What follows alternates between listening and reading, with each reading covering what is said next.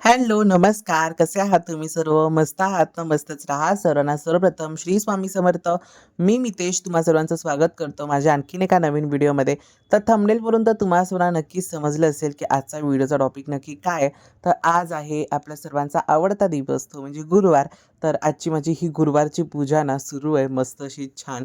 आणि आज सकाळपासून म्हणजे सकाळपासून म्हणण्यापेक्षा काल रात्रीपासूनच म्हणजे आज आहे गुरुवार आणि आज 23 तारीख आहे अर्थात आज 23 जुलै आहे. तर 22 जुलैच्या रात्रीपासूनच पाऊस खूप जोरात लागायला सुरुवात झालेली आहे. आणि म्हणजे थोडे दिवस सध्या पाऊस नव्हता माझ्या इलाक्यामध्ये तरी लालबाग, काळा चौकी पर्यंतच्या परिसरात पाऊस थोडाफार नव्हताच. ना के बराबरच पकडा. अगदी थोडाफार होता असा चिरी-चिरी. जसा आता जोरजोरात पडतोय ना तसा नाही. ना के बराबर पकडा. तर आज तर काल 22 जुलैच्या रात्रीपासून एवढा पाऊस लागायला सुरुवात झाली ना की तो जोरातच लागतोय. मी खालती माझ्या असाइनमेंटच्या शीटसुद्धा आणायला गेलो होतो. तेव्हा पण मी ऑलमोस्ट पाय वगैरे सगळे पूर्ण भिजले. नशीब टी-शर्ट म्हणजे छत्री तरी घेऊन गेलो होतो त्याच्यामुळे थोडं तरी सिक्युअर झालं. नाहीतर पूर्णच भिजून आलो असतो. पण आता कसे पावसाचे दिवस सुरू आहेतच, तर ही गोष्ट तर आपल्याला सहन करायचीच आहे.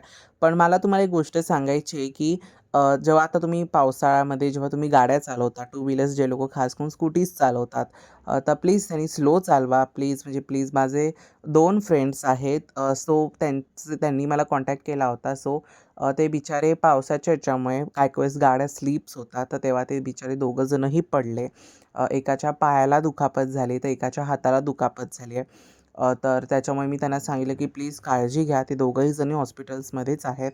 स्वामींना मी सांगेन, की लवकर त्यांना ठीक करा. पण प्लीज तुम्ही सर्वांनी सुद्धा गाड्या नीटनेटक्या चालवा, स्लो चालवा, जास्त फास्ट चालवू नका. पावसाचे दिवस आहेत. रस्ता गुळगुळीत असतो, त्याच्यामुळे गाड्या स्लिप्स होतात. सो प्लीज काळजी घ्या आणि नीटनेटकी गाडी चालवा. तर आज आहे आपला गुरुवार आणि गुरुवारची पूजा माझी सुरू आहे. आज मी देव उजळवले नव्हते, कारण परवा लगेचच आषाढी एकादशी आहे. त्याच्यामुळे मी आज देव उजळवले नाहीत. ह्याच्यावरती पुढे तुम्हाला मी सांगितलंच आहे, की का उजळवले नाहीत, कसं काय वगैरे. तर त्या सर्व गोष्टी तुम्हाला मी पुढे सांगितल्याच आहेत. पण ज्यावेळेस मी देव उजळवत नाही, तर त्यावेळेस मी काय करतो, तर जी जुनी फुलं असतात ती काढतो. छान देवघर स्वच्छ करतो, पुसपास करतो. त्याच्यानंतर फुलं अर्पण करतो आणि धूप, दीप, अगरबत्ती, नैवेद्य ह्या सर्व गोष्टी म्हणजे जी साधी पंचोपचार आपली जी पूजा असते ती करतो. तर तुम्हाला मी नेहमीच सांगतो, की अगरबत्तीने आपला जो देवघराचा जो मुख्य दिवा असतो त्याच्यावरती कधीच प्रज्वलित करायची नाही. अगरबत्ती आपण नेहमी बाहेरच्या दिव्यावर किंवा तुळशीसाठी जो दिवा लावतो त्याच्यावरती किंवा अशी वेगळी सेपरेट तुम्ही करू शकता. तर आता छान अशी मस्त गुरुवारची पूजा करतो आहे. पूजा झाली ना, की घरामध्ये खूप असं प्रसन्न अगदी शांत असं वातावरण होतं.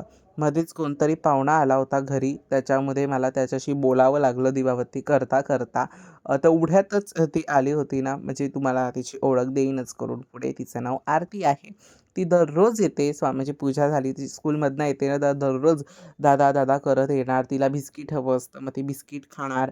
मग ती थोडा वेळ बसणार, माझ्यासोबत गप्पा मारणार, की आज स्कूलमध्ये काय झालं, हे शिकवलं, ते शिकवलं. एवढं सगळं पोथीपुराण तिचं जे आहे ते ती मला सांगणार आणि मग पुन्हा ती तिच्या घरी जाणार. असं तिचं सध्याचं ते रुटीन झालेलं आहे आणि दिवाबत्ती करत 11 वाजता वगैरे ती येते आणि त्यावेळेस मग ती येते बघा. तुम्हाला मी दाखवतो ती कोण आहे. कोण आलेलं आहे घरी. दररोज ती नेहमी येते. ही माझ्या फ्लोअरवरती राहते. हिचं नाव क्यूट अशी आरती हिचं नाव आहे, जी नेहमी शाळेतनं आली की घरी येणार दादा करत. आणि आता मी देवपूजा करत होतो बघा छान. आता आल्यावर बिचारी नमस्कार करते देवाला. हो गया हो गया. नाम बता सबको तेरा. नाम तो बता. ती आहे ना हिंदी आहे, तिला आहे ना मराठी येत नाही. हां, नाम क्या है तेरा? तर पाहिली का आमच्या फ्लोअरवरची चिमुकली. तर तिचं नाव ना आरती आहे आणि ती मराठी नाही आहे, ती मारवाडी आहे. सो तिला हिंदीच हा भाग समजतो. तर आम्ही तिच्याशी सर्व हिंदीमध्येच बोलतो. तिला हिंदीच समजतं आणि ती मारवाडी आहे ना, तर त्याच्यामुळे तिला मराठी एवढं समजत नाही. पण तिच्या ज्या बहिणी आहेत ना, त्यांना आपण मराठी बोलतो ते समजतं, बोलता येत नाही. हा फरक त्यांचा आहे. आणि अजूनही खूप लहान आहे बिचारी, सीनियर के-जीलाच आहे. तर त्याच्यामुळे तिला काय एवढं समजणार नाही. तर चला आता पुढची गोष्ट ती म्हणजे रांगोळी वगैरे गुरुवारची काढून झालेली आहे मस्त छान. आजची रांगोळी पण ना मग खूप मस्त आली आहे, तुम्हाला पुढे दिसणारच आहे. रांगोळी वगैरेचं मी काढताना दाखवलं नाही कारण व्हिडिओ खूप मोठा होईल त्याच्यामुळे. तर आता कॉलेज सुद्धा माझं म्हणजे मी एक प्रॉब्लेम आहे त्याच्यामुळे मी कॉलेजला जात नाही आहे. जात नाही म्हणजे हॉलिडेजसुद्धाच आहेत. तर त्याच्यामुळे मी जात नाही आहे. पण ते कारण मी लवकरच तुमच्या सर्वांसोबत शेअर करणार आहे. तर ते म्हणजे आता हे फुलं वगैरे आता मी अर्पण केलेली आहेत. आज गुरुवारची पूजा आहे. म्हणजे मी शिक्षण बुडवून काही घरात देवपूजा करत वगैरे नाही आहे. थोडंसं कारण वेगळं आहे त्याच्यामुळे मी घरी आहे. पण ते लवकरच मी शेअर करेन. तर तुम्हाला वाटेल काय मी देवपूजासाठी कॉलेजला वगैरे जात नाही. मी कॉलेजला नेहमीच जातो. अर्ली मॉर्निंग माझं कॉलेज असतं. कॉलेजला मी नेहमीच जातो आणि आता मला कॉलेजमधून 2 असाइनमेंटसुद्धा मिळाल्या आहेत. सो ते आता मी कंप्लीट करणार आहे मस्त छान आणि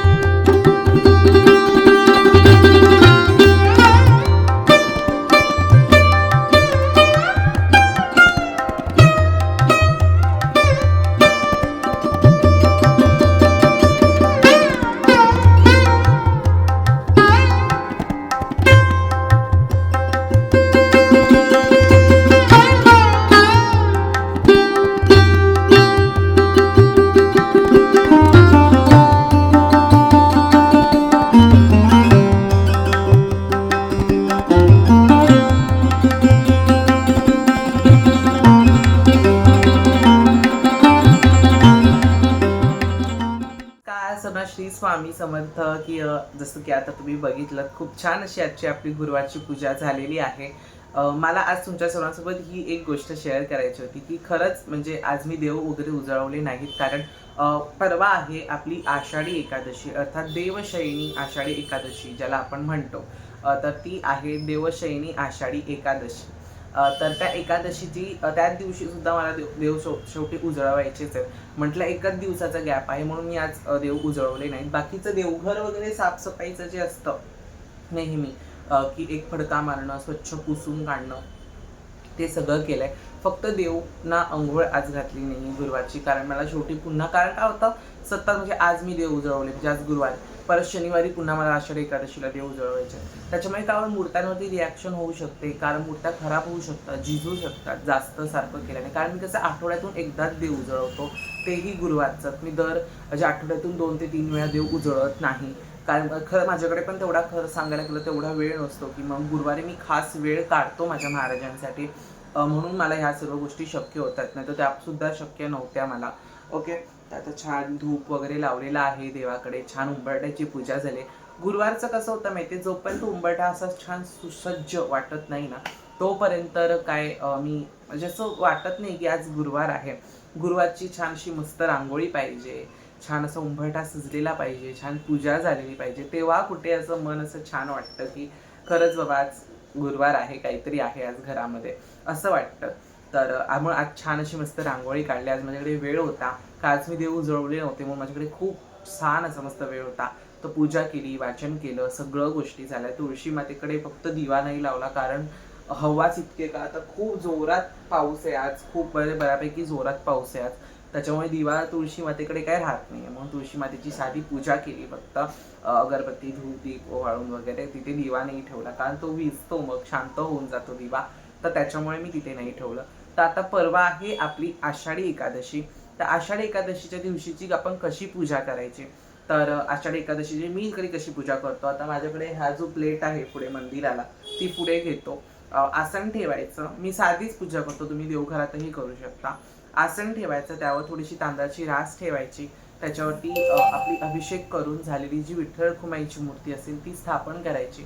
हळदी कुंकू लावायचं, अष्टगंध लावायचं, छान तुळस अर्पण करायची, फुलं अर्पण करायची आणि अशा प्रकारे तुम्ही आषाढी एकादशीची ती पूजा करू शकता आणि नामस्मरण करायचं. एवढंच आहे, बाकी काहीच नाही. तुम्ही विष्णू सहस्त्रनामाचा जप करू शकता. तुम्हाला ज्या सेवा जमतात त्या तुम्ही व्यंकटेश स्तोत्राची सेवा करू शकता. म्हणजे विष्णू रिलेटेड तुम्ही जी काही सेवा आहे ती करू शकता, किंवा विठ्ठल विठ्ठल नामाचा सुद्धा तुम्ही जाप करू शकता, किंवा जय श्री कृष्ण किंवा रामकृष्ण हरी या मंत्राचा सुद्धा तुम्ही जाप करू शकता. तुम्हाला जसं जमेल तशा प्रकारे तुम्ही जप करू शकता. मी तर साधीच पूजा करतो. ज्यांना जमत नाही तर ते लोक, जर आपण जशी दररोजची गुरुवारची वगैरे स्वच्छ पूजा, म्हणजे फक्त अभिषेक करा, जशी आपण स्वच्छ पूजा करतो. विठ्ठल रखुमाईवरती अभिषेक करा आणि ती मूर्ती देवघरात जिथे तुम्ही ठेवता तिथे ठेवा आणि तिथेच त्यांची पंचोपचार पूजा करा. अशा प्रकारे सुद्धा करू शकता. पण माझं असं खरंच मत आहे की का तेवढ्याच्या याची पूजा करायची नाही का? म्हणजे वर्षातून एकदा तो दिवस येतो, तर छान आपण त्यांची पूजा करायची. आपल्याकडे त्यांची मूर्ती असेल तर माझ्याकडे ती पंचधातूची मूर्ती आहे, खूप सुंदर आहे. 3 इंचाची माझी ती मूर्ती आहे, तर तीच मी त्याचीच पूजा मी करतो. खूप छान आहे ती मूर्ती, मला प्रचंड आवडते आणि त्याच मूर्तीची मी नेहमी पूजा करतो. आता गेले 2-3 वर्ष मी त्याच मूर्तीची पूजा करतोय. पाऊस कितीही पडला ना तरी जो असा थंडावा जाणवला पाहिजे तो जाणवत नाही. प्रचंड गरम होत आहे, पंखा सुरू आहे. मी आता AC नाही लावला, कारण जास्त पण AC हेल्थसाठी ठीक नसतो. तर म्हणून मी आता रात्रभर आपण AC मध्येच असतो, AC रात्रभर सुरूच असतो. तर त्याच्यामुळे म्हणून मी आता AC नाही लावत अर्ली मॉर्निंगमध्ये. आता काहीच वातावरण असं नाही. आणि हे जर उघडलं, म्हणजे ही जर खिडकी मी उघडली, तर इकडनं हे जे तुम्हाला माशी दिसतात ना फिरतात, ते सतत कंटिन्युअसली फिरत असतात. त्याच्यामुळे मग मी हे पण बंद ठेवतो. झाडांची इथे एवढा काय प्रॉब्लेम नाही. जेव्हा धूप घरामध्ये होतो सकाळ संध्याकाळ, त्यावेळेस माशा गुल असतात. आता ही एकच कोणतरी अशी फिरते, तिला कदाचित नसेल ह्याचा वेळ. ओके, तो प्रश्न वेगळा आहे. पण आजचा व्हिडिओ तुम्हाला सोना कसा वाटला मला नक्की कमेंट्समध्ये सांगा. आणि सर्व त्या गोष्टी आहेत ज्या मला तुमच्या सर्वांसोबत हळूहळू शेअर करायच्या आहेत. माझी खूप इच्छा आहे की मला सर्व काय काय गोष्टी, ही गोष्ट मला शेअर करायची, ती गोष्ट मला शेअर करायची, पण काय काय वेळ मिळत नाही ना, वेळेअभावी ती गोष्ट पॉज होते तिकडे. तर त्याच्यामुळे तर लवकरच मी ती गोष्ट तुमच्या सर्वांसोबत शेअर करणार आहे. काही असं नवीन वस्तू घेत वगैरे नाही, पण काय काय जे प्लॅन्स वगैरे आहेत आता तेच मला तुमच्या सर्वांसोबत शेअर करायचं आहे. मला खूप जण विचारतात, दादा तू डेली व्हिडिओज टाकत जा, पण काय होतं कॉलेजच्या शेड्यूलमुळे मला डेली व्हिडिओज टाकता येत नाही. आणि त्यात आता म्हणजे असाइनमेंट्स वगैरे सुरू झाले, तर नेक्स्ट मंथमध्ये माझी एक्झामसुद्धा आहे. सो मग ऑगस्टमध्ये, सो मग म्हणून मग मला व्हिडिओज थोडेसे कमी तुमच्यापर्यंत पोहोचवावे लागतात. काही व्हिडिओज काय काय मला पोस्टपोन करावे लागतात, की काही व्हिडिओज मी नाही शेअर करत, काय काय मग मी शेअर करतो. म्हणजे पाऊस थोडासा कमी झाला. ओके, मी आता एवढा भिजत, थोडासा तरी भिजलोच आहे मी ऑलमोस्ट. टी शर्ट आहे माझं, थोडं एवढं टी शर्ट नाही भिजलं, पाय वगैरे पूर्ण भिजले. ओके, तर एवढा पाऊस तो कमी झाला. आता हेवी होता, ते एका गोष्टीसाठी मी गेलो, ते म्हणजे हे काय, हे आहे सुंदर आमचं एज्युकेशन लॅबरेटरी शीट्स, ज्या मला असाइनमेंट शीट्स म्हणून मला हव्या होत्या. काय ह्याच्यात मला असाइनमेंट पूर्ण करायची आहे माझी. तर फर्स्टली मी काय करणार आहे माहिती, तुम्हाला एक गोष्ट सांगतो. आय डोंट नो ह्याच्यात 50 शीट्स येतात असं त्यांनी मला सांगितलं आहे. पण एक गोष्ट तुम्हाला सांगतो, जर तुम्हाला आता आम्हाला 10-10, 15-15 पेजेस लिहायला सांगितले, जास्त नाही सांगितलं आहे. तर मी काय करणार आहे माहिती, की ह्या शीटची एक मस्त अशी प्रिंट काढून आणणार आहे. ओके, तसं पण ते तेच दिले. ह्या शीटची मस्त अशी प्रिंट काढून आणणार आहे. आणि 2 ते 3 असाइनमेंटसाठी मला हे बेस्ट आहे, खूप बेस्ट पडेल. त्याची पहिली आता प्रिंट काढून आणतो मी प्लेनमध्ये, म्हणजे कसं मला ते इझी पडेल. कारण तुम्हाला सांगतो की बघा, आता एका असाइनमेंटला तर आपण हे 50 ते 50 पेजेस काही यूज करणार नाही आहे. फर्स्टली तर पहिलंच बघायला गेलं तर 50 पेज ते आपले यूज होणार सुद्धा नाही आहे. तर म्हणून काय करायचं, असं माझं आल्याला डोकं चाललं रस्त्यात चालता चालताच. तर ह्या पेजची मी प्रिंट काढतो 2-3, जी मला 4-5 रुपयामध्ये मिळून जाईल. आणि 50 शीट्स आहेत, 10 शीट्सचं जरी मी केलं, ओके, जरी 15 शीट्सचा मी विचार केला तरी 5 शीट्स मला विकत घ्यायचे, 5 रुपयेच माझे एक्स्ट्रा जातील.